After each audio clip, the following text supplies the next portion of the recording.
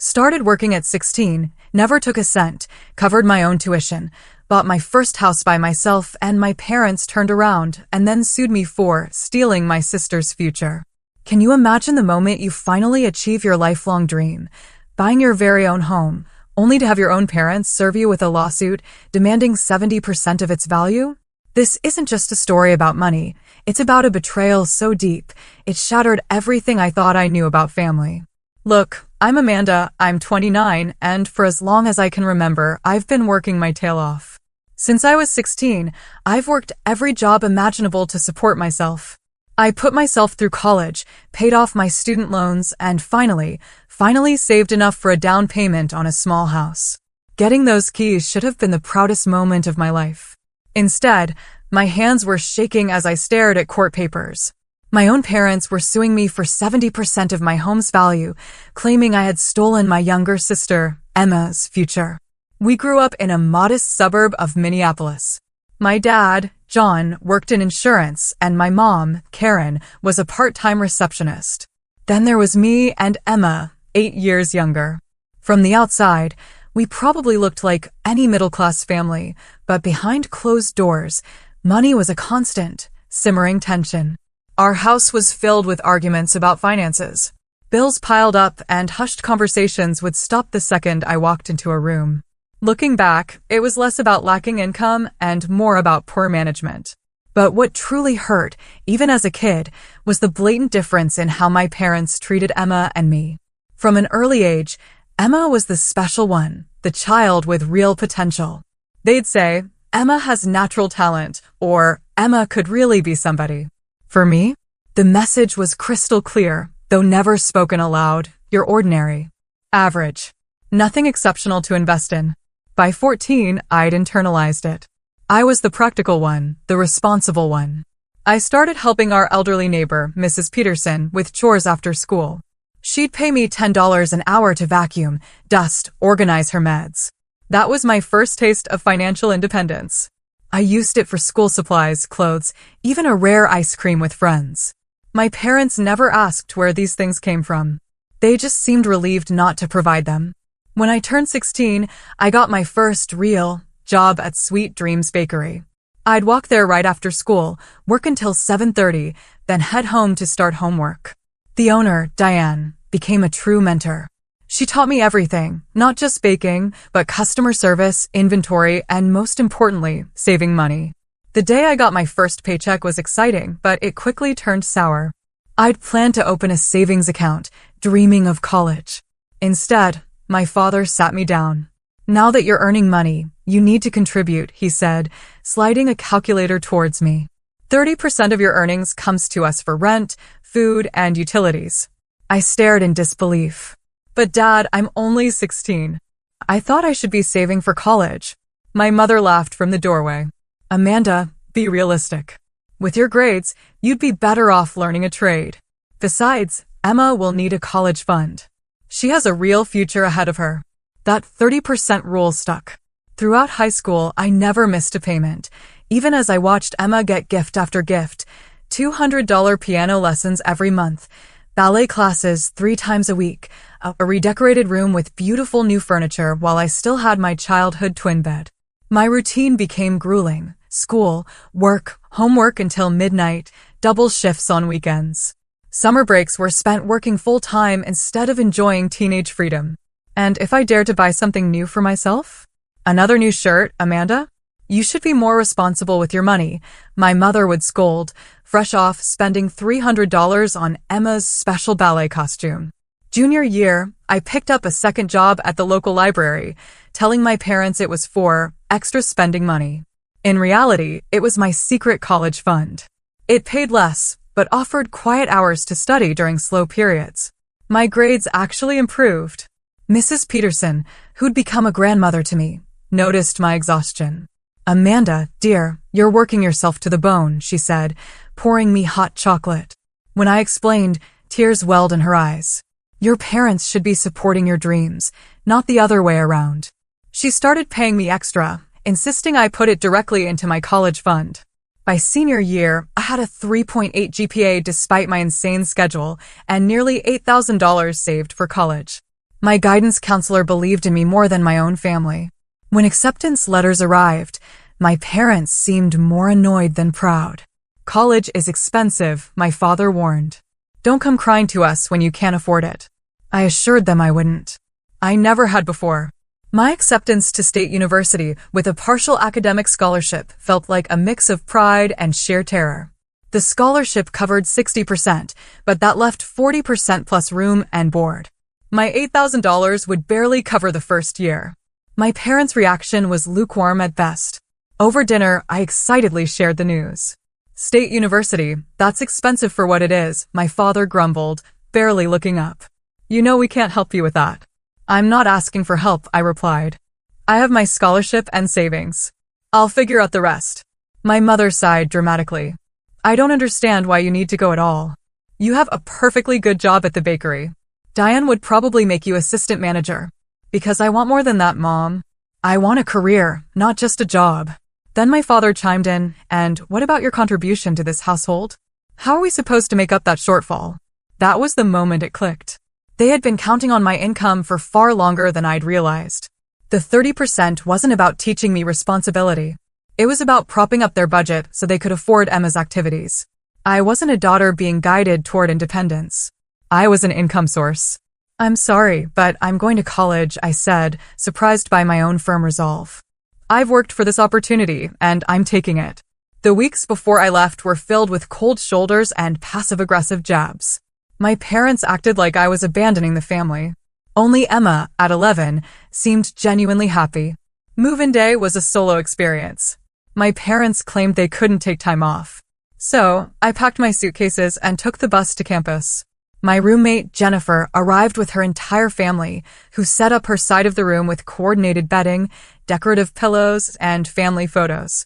I unpacked my secondhand sheets and a single framed photo of Emma and me in silence.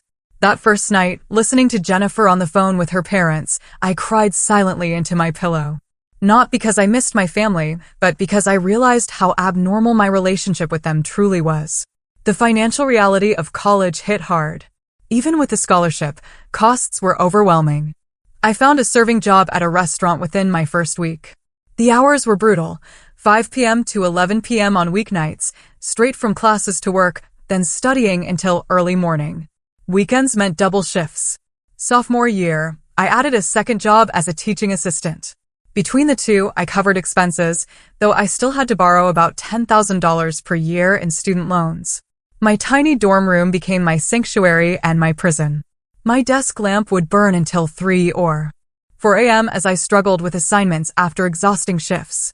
Cup noodles became my primary food source, not for the cliché, but because they cost less than $1 per meal.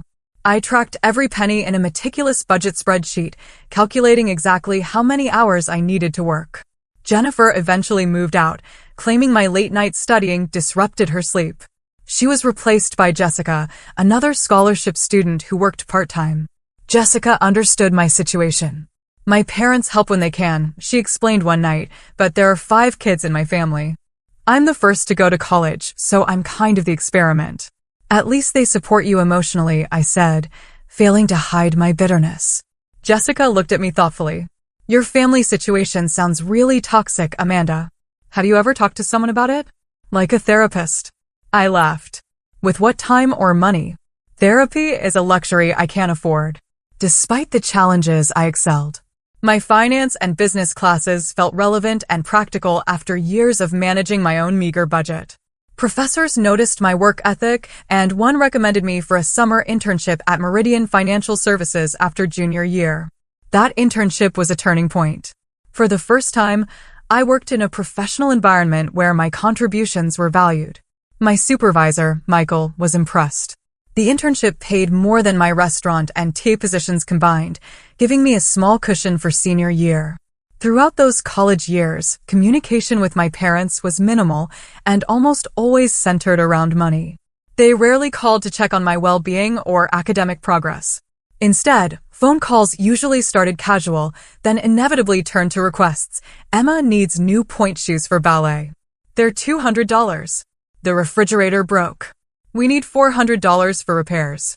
Emma got accepted to a special summer music camp. It's $2,000. I sent money when I could justify it as helping my sister, rather than enabling my parents. But each request left me feeling used, not loved. In my senior year, I met Tyler in an advanced finance seminar. Smart, kind, and from a loving family, he was everything I'd never experienced. When he invited me home for Thanksgiving, I witnessed for the first time what a supportive family looked like. His parents asked about my classes, my goals, my opinions. They were genuinely interested in me as a person, not as a resource. "Why are you crying?" Tyler asked when he found me alone in the guest room that night. "Because I didn't know families could be like yours," I admitted. "I didn't know parents could love their children without conditions." That Thanksgiving weekend changed something fundamental in how I viewed family relationships. I began to understand that what I'd experienced wasn't normal or healthy. And most importantly, I realized I deserved better. I graduated with a bachelor's degree in finance, cum laude honors. No one from my family attended the ceremony. Emma wanted to, but my parents claimed they couldn't afford the 3-hour drive. Michael, my internship supervisor, had offered me a full-time position at Meridian Financial Services. The starting salary of $50,000 felt astronomical after years of scraping by. My first major decision was housing. Most colleagues rented trendy apartments. I opted for a tiny studio in an older building 45 minutes from the office. My rent was only 20% of my take-home pay, allowing me to focus on my next goals, paying off student loans and saving for a house. I created a detailed 5-year plan. My lifestyle remained frugal despite my professional salary. I brought lunch to work, shopped at discount stores, and still used public transportation. Colleagues invited me to happy hours or weekend trips that I declined, knowing each $60 dinner or $300 getaway would delay my goals. Jessica remained my closest friend. Most people our age aren't thinking about retirement accounts or mortgage rates. She laughed one evening as we reviewed my budget over cheap pizza. Most people our age didn't have to pay rent to their parents at 16, I replied. My relationship with Tyler had evolved into something more complicated. He respected my goals, but struggled to understand why I pushed myself so hard. "You deserve to enjoy life now, not just prepare for some future that might never come," he'd argue. "I am enjoying life," I'd insist. Financial security is worth more to me than temporary pleasures. Our different perspectives led to a mutual decision to remain friends. It hurt, but it allowed me to maintain focus. At work, my dedication paid off. Within 18 months, I was promoted to financial analyst, salary jumping to $62,000. I maintained my frugal habits, directing the extra income toward my student loans. By the end of my 3rd year at Meridian, I'd paid off all $40,000 in loans, built an emergency fund of $12,000, and began serious saving for a house down payment. It felt monumental. Yet, I had no one to truly share it with. Throughout this time, my relationship with my family remained strained, almost entirely one-sided. The pattern from college continued, rare communication unless financial needs arose. Emma was now in high school, excelling in music and academics. My parents spoke of her potential with the same reverence. "Emma's piano teacher thinks she could get into Juilliard," my mother announced during one of our infrequent calls. Of course, the application process and audition prep will be expensive. The unspoken request hung in the air. I had already sent $3,000 that year for Emma's activities. Each time I told myself it was for my sister's benefit. But the line was blurring.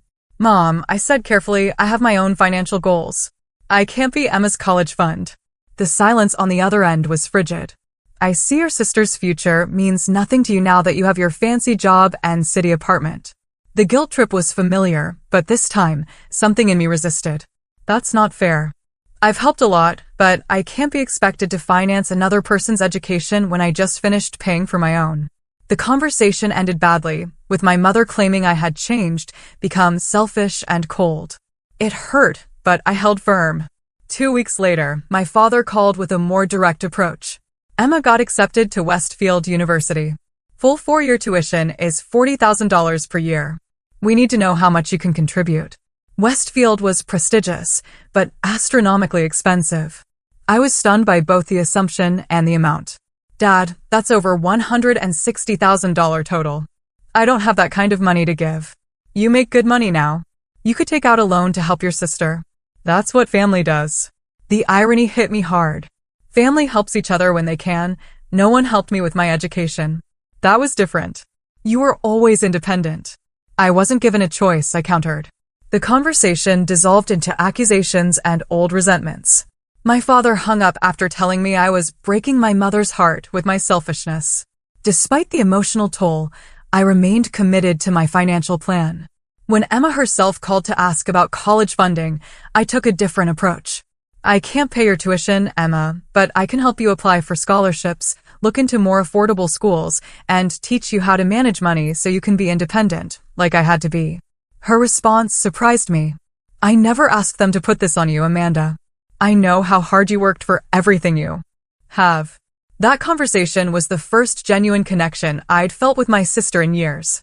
We started talking regularly, me serving as a sounding board and advisor rather than a checkbook. I helped her apply for scholarships and financial aid, resulting in a substantial package from a state university comparable to mine. My parents were disappointed, seeing it as settling. They continued to pressure me for contributions, which I earmarked specifically for Emma's textbooks or dorm supplies. By my 5th year at Meridian, now a senior financial analyst earning $78,000, I had enough for a 20% down payment on a modest home. My years of sacrifice and discipline were finally paying off. What I didn't anticipate was how my family would react, or how their reaction would forever change everything. House hunting was both exciting and terrifying. I had specific criteria: small, well-maintained, safe neighborhood, good public transport, under $250,000. My agent, Natalie, was patient. Most first-time buyers your age are looking for condos or continuing to rent, she commented. It's impressive you're in a position to buy a house outright. I smiled, feeling a rare moment of pride.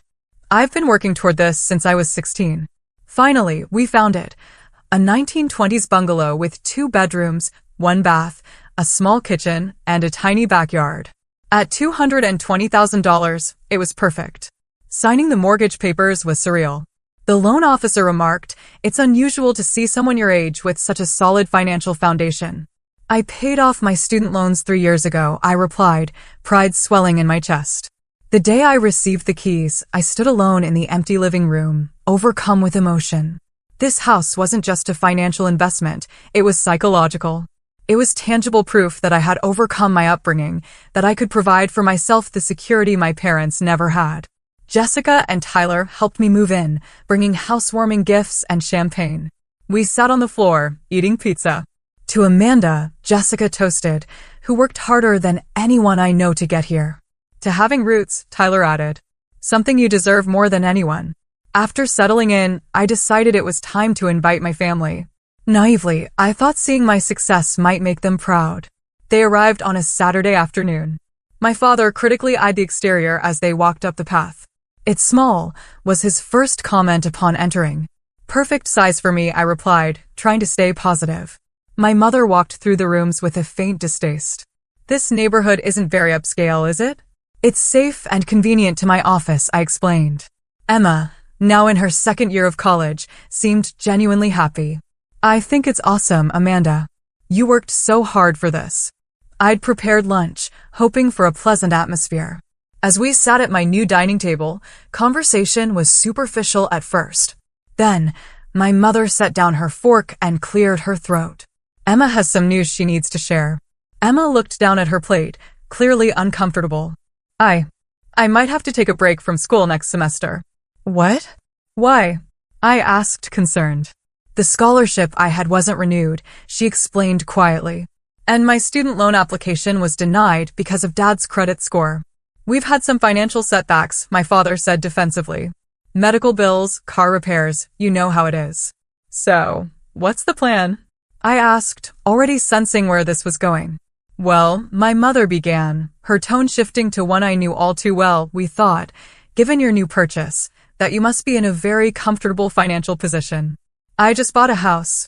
I'm not exactly flush with cash right now, but surely you must have savings left. Or you could take out a home equity loan," my father suggested. "Emma needs about $20,000 for this year." I stared in disbelief. I used all my savings for the down payment, and I am not going to borrow against the house I just bought. "So, you're just going to let your sister drop out of college?" my mother asked, her voice rising. After all we've done for you? The absurdity of her statement left me momentarily speechless. What exactly have you done for me? I've been working and supporting myself since I was 16. I paid for my own education. I bought this house entirely on my own. We raised you, my father said indignantly. We put a roof over your head. A roof I paid rent for as a teenager. I countered. The argument escalated quickly. My parents accused me of being selfish, of forgetting where I came from, of abandoning family in their time of need. I pointed out the years of financial support I had already provided, the lack of support I had received, and the unfairness of expecting me to mortgage my future for Emma. You've always been jealous of the attention Emma received, my mother declared. This is your way of punishing her for being more talented. This has nothing to do with Emma. I insisted. This is about boundaries and reasonable expectations. Emma, who'd been silent, finally spoke up. Please stop fighting. I'll figure something out. I can take a semester off and work full-time. Absolutely not, my mother snapped. You are not throwing away your future because your sister is too selfish to help. I turned to Emma directly. I can help you look into additional scholarship options, or maybe work-study programs. There are alternatives to dropping out or going into massive debt. The only alternative is for you to step up and do the right thing, my father insisted. Family takes care of family. I have been taking care of this family financially since I was a teenager. I said, my patience finally exhausted. I am done being your ATM. My father stood up abruptly. If that's how you feel, then perhaps we need to reconsider what family means. You clearly have the resources to help, but are choosing not to. This house represents years of sacrifice and hard work, I said. I am not jeopardizing that. That house should be helping secure Emma's future, not sitting here as a monument to your selfishness, my mother declared. As they prepared to leave, my father delivered a parting shot that would prove prophetic. This is not over, Amanda. If you won't do the right thing voluntarily, there are other ways to ensure family obligations are met. I assumed it was an empty threat. The kind of dramatic statement my parents often made during arguments. I was wrong. 3 weeks after that disastrous family visit, I received an envelope from the county court. Inside was a summons informing me that I was being sued by John and Karen Collins, my parents, for 70% of the value of my home, approximately $154,000. The legal complaint alleged that I had a moral and implied financial obligation to support my sister's education and that my purchase of a home instead constituted financial abandonment and theft of family resources. The document actually used the phrase, stealing her sister's future, to describe my home purchase. I sat on my living room floor, papers scattered around me, unable to process what I was reading. This couldn't be real. Parents don't sue their children over money. They don't drag family disputes into courtrooms. Yet, the official seal and case number confirmed this was no joke. My hands shook as I dialed my parents' number, hoping that this was some elaborate scare tactic. My father answered. Yes, Dad. I just received court papers. Are you and Mom actually suing me? We are simply seeking what is fair, he replied, his tone eerily calm. You refuse to help your sister voluntarily, so we are pursuing legal means. This is insane. You cannot possibly think a court will force me to give you my house money. Our lawyer thinks we have a case based on family obligation and implied contract. You benefited from family resources growing up. Now you owe a return on that investment. The conversation became increasingly surreal as my father outlined their position, as if it were perfectly reasonable to sue one's child. Dad, please. This will destroy any relationship we still have, I pleaded. That is your choice, Amanda. Do the right thing, and we can put this behind us. After hanging up, I sat in stunned silence for nearly an hour before finally calling Jessica. She arrived 30 minutes later with wine and a determination to help. This cannot be legal, she insisted, reading through the documents.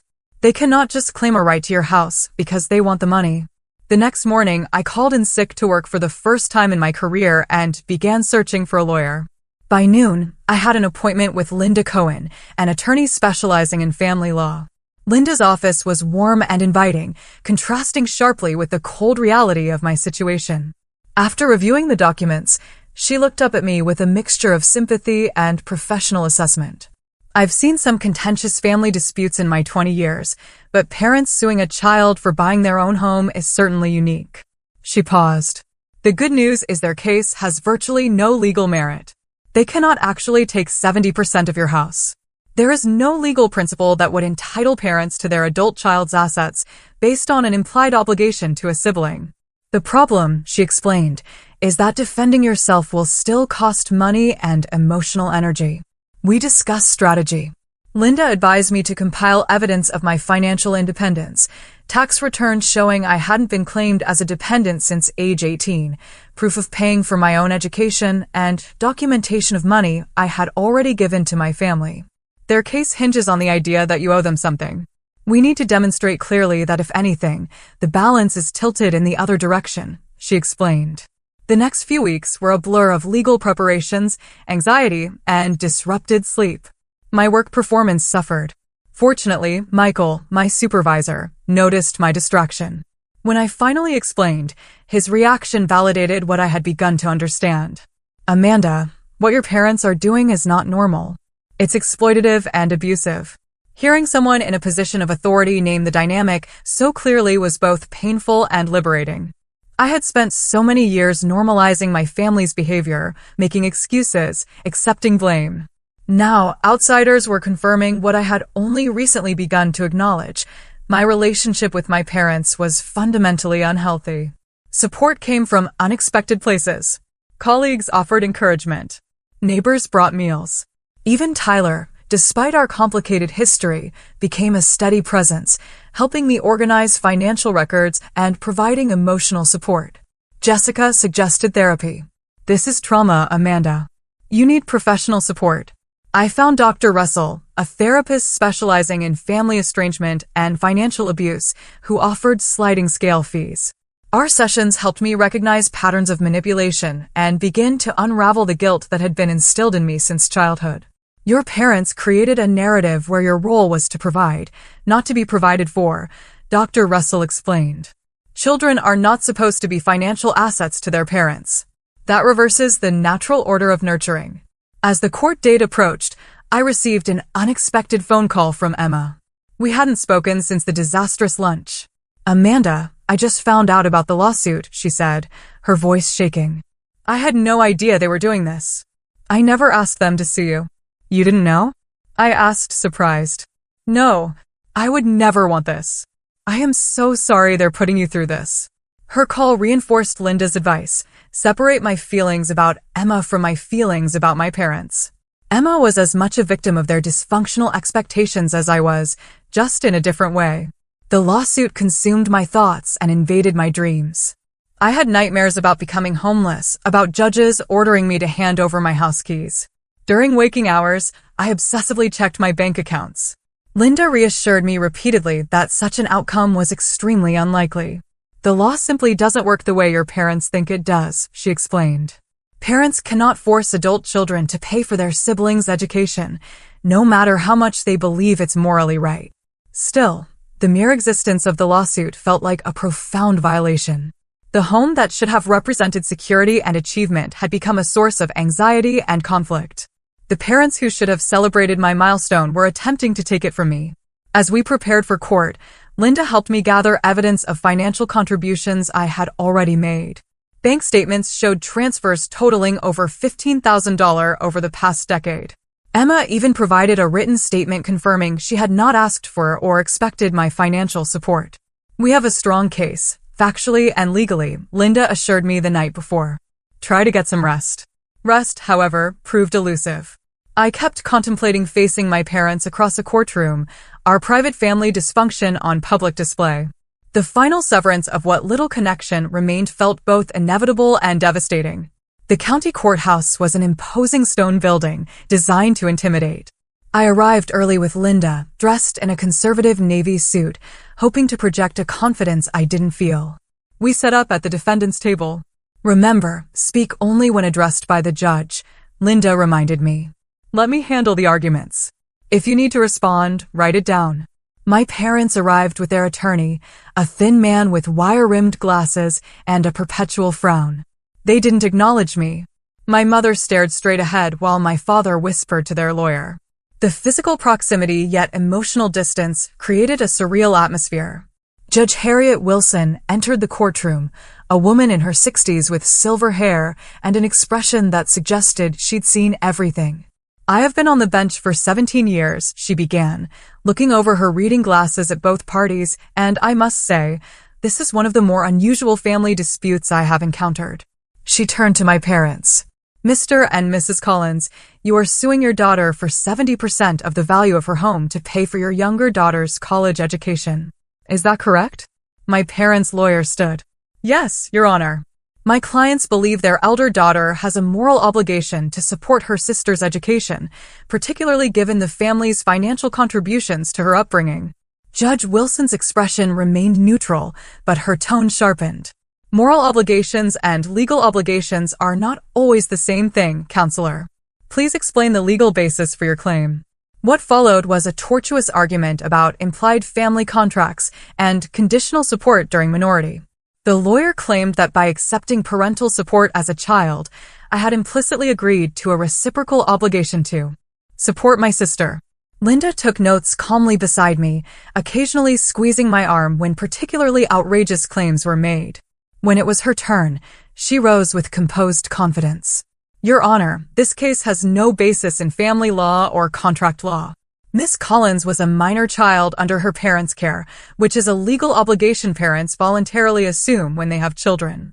Children do not contract to receive basic necessities from their parents." She methodically dismantled each argument, presenting documentation of my financial independence since age 16, tax returns showing I hadn't been claimed as a dependent since high school, proof of self-financing my education, and bank records showing substantial financial assistance I had already provided to my family. Far from taking from the family, Miss Collins has contributed over $15,000 to her parents and sister since she was 18, money she was under no legal obligation to provide, Linda explained, submitting the bank records. The judge reviewed them with interest. "Mr. and Mrs. Collins, were you aware of these financial contributions from your daughter?" My father shifted uncomfortably. "Those were gifts, not related to this matter." $15,000 in gifts seems quite generous from someone you are characterizing as selfish and unwilling to support family, Judge Wilson observed dryly. My mother spoke for the first time. "That money was nothing compared to what Emma needs for her education.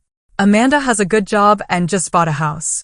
She clearly has resources she is withholding." The judge turned to me directly. "Miss Collins, what is your current financial situation after purchasing your home?" With Linda's nod, I explained my careful budgeting, the years of saving, and my current mortgage. "I am not wealthy, Your Honor. I worked multiple jobs through college, paid off my student loans through strict budgeting, and saved for years to afford a modest home. I simply cannot afford to pay for another person's entire education without jeopardizing my own financial security." Judge Wilson nodded thoughtfully before turning back to my parents. "Mr. and Mrs. Collins, what financial planning did you do for your younger daughter's education?" My parents exchanged uncomfortable glances. "We expected scholarships would cover most costs," my father finally admitted. "Emma is very talented." "And did you not make the same expectation for your elder daughter's education?" the judge pressed.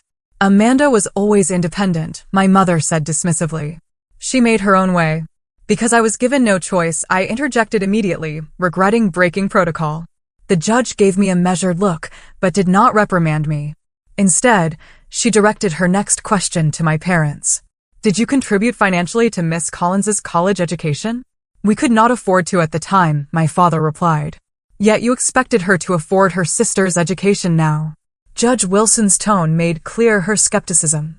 The proceedings continued with testimony about family dynamics and financial expectations.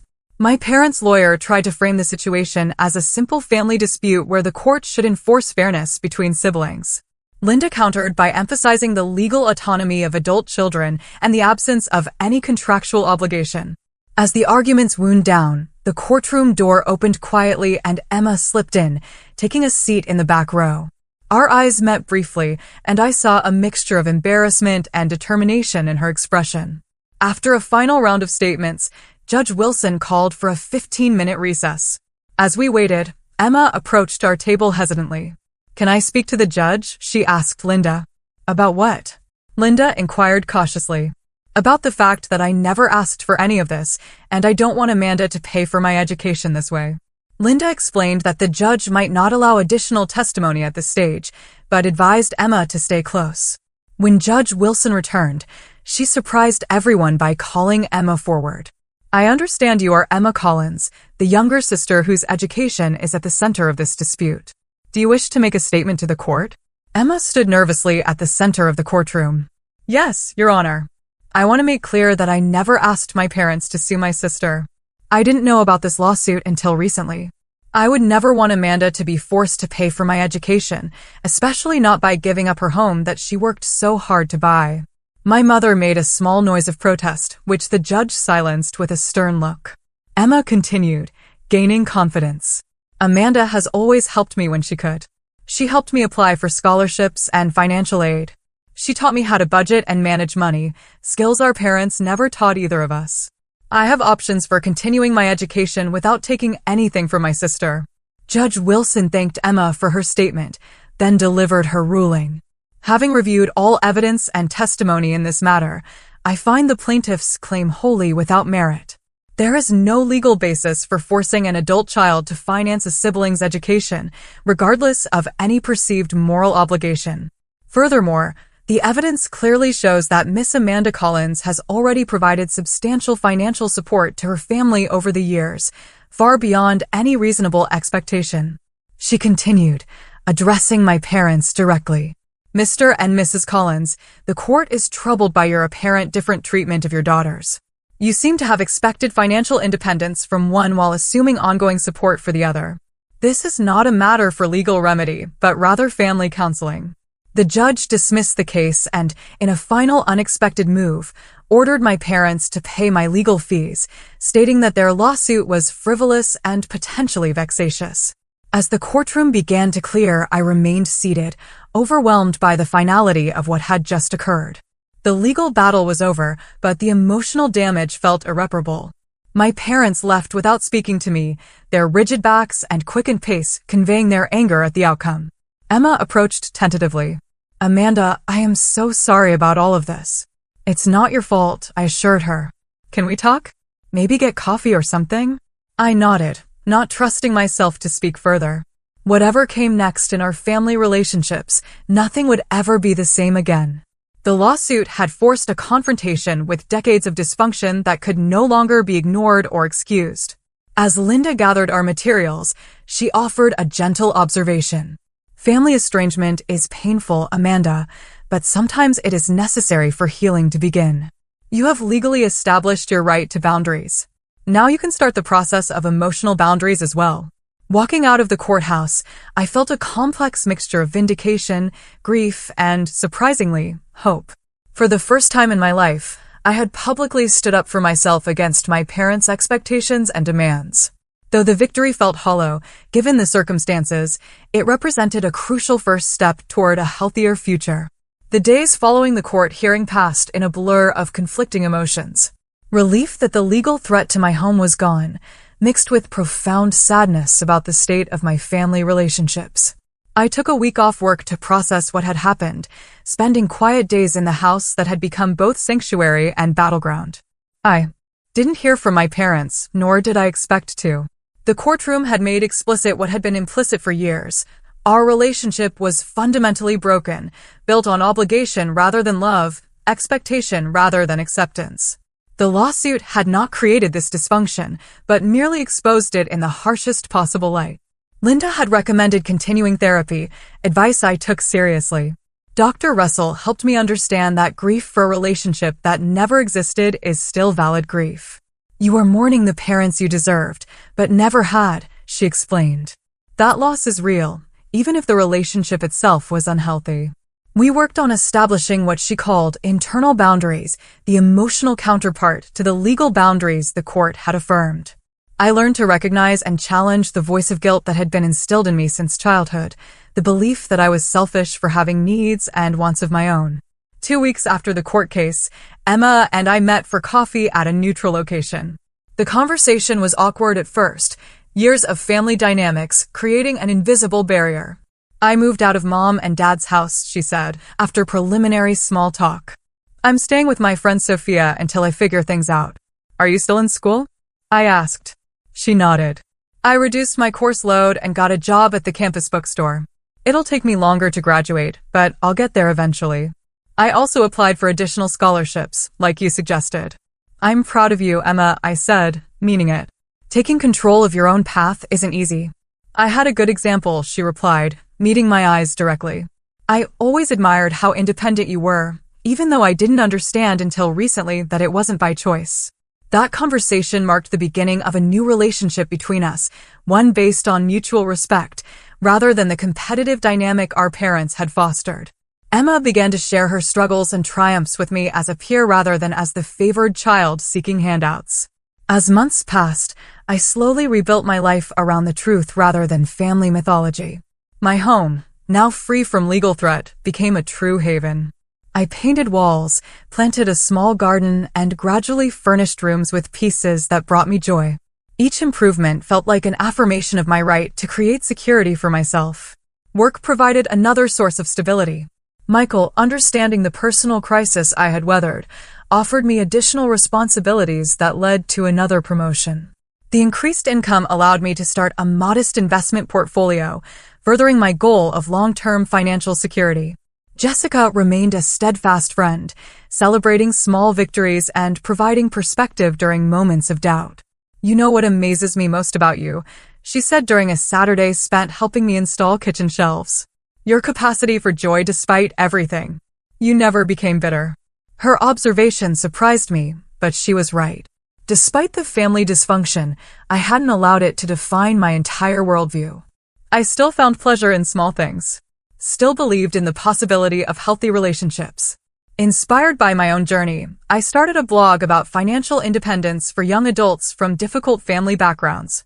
The response was overwhelming, with hundreds of comments from people sharing similar experiences. What began as a personal outlet evolved into an online support community with regular video chats and resource sharing. Through this platform, I connected with others who understood the particular challenges of building stability without family support. We discussed practical matters like building credit and emergency funds, but also emotional issues like setting boundaries and managing guilt. The community became an unexpected source of healing, reminder that shared experience diminishes isolation. 6 months after the court case, I received a handwritten letter from my mother. The envelope sat unopened on my counter for 3 days before I found the courage to read it. Amanda, it began. The past months have given me time to reflect on our relationship and my role as your mother. While I still believe families should support each other, I recognize now that we placed unfair burdens on you from a young age. This realization has been painful to acknowledge.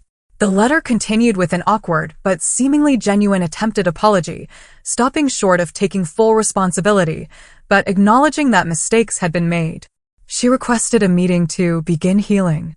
Our family, a phrase that simultaneously triggered hope and skepticism. After discussing the letter with Dr. Russell, I agreed to meet my mother at a cafe near my office, a public place where I could leave if necessary. The meeting was tense and uncomfortable, with long silences and careful word choices. Your father still believes we were right, she admitted toward the end. But I miss having you in my life. I cannot return to the old dynamic, I told her firmly. Any relationship we have moving forward has to be based on mutual respect, not obligation. She nodded slowly. I'm not sure what that looks like, but I would like to try. This tentative reconnection was neither a fairy tale reconciliation nor a complete failure. Over subsequent months, my mother and I established a careful, limited relationship. We met occasionally for coffee, conversations focused on neutral topics. My father remained distant, unwilling, or unable to acknowledge the damage done, though he stopped actively hostile behavior. A year after buying my house, I hosted a small anniversary gathering. Emma attended, bringing her new boyfriend and a homemade cake. Jessica and Tyler came, along with colleagues who had supported me during the lawsuit. My mother declined the invitation with a polite note, perhaps understanding that full family reconciliation, if it ever came, was still far in the future. As I looked around at the people who had chosen to be in my life, who valued me for who I was rather than what I could provide, I recognized the profound shift in my understanding of family. Family was not merely biological connection or obligation, but a community built on mutual support and genuine care. The house that had become a point of contention was now unquestionably mine. Not just legally, but emotionally. Each mortgage payment felt like an affirmation. Each home improvement, a declaration of my right to create security for myself. The most valuable lesson from this painful journey was understanding the difference between guilt and responsibility. For years, I had carried guilt about not meeting my parents' expectations, about prioritizing my needs, about setting boundaries. Therapy and experience had taught me that responsibility to oneself is not selfishness, but self-preservation. That boundaries are not walls, but healthy definitions of where one person ends and another begins. I still had moments of doubt and sadness, days when I mourned the family relationships I would never have. But these episodes became less frequent and less intense as I built a life aligned with my own values rather than imposed expectations. As I stand in my kitchen today, preparing for another day in the home I fought to protect, I realize that true freedom comes not from external validation, but from internal conviction. My parents may never fully understand or accept my choices, but their understanding is no longer necessary for my peace. This house is more than wooden beams and mortgage payments. It represents my right to define my own path, to establish healthy boundaries, and to create security on my own terms. The journey here was longer and harder than it should have been, but that only makes the achievement more meaningful. What would you do if faced with a choice between family expectations and your own well-being? Have you ever had to set difficult boundaries with loved ones? I'd love to hear your stories in the comments below. And if this resonated with you, please like, subscribe, and share with others who might need to hear that standing up for yourself is not selfish, but necessary. Thank you for listening. Take care. Good luck.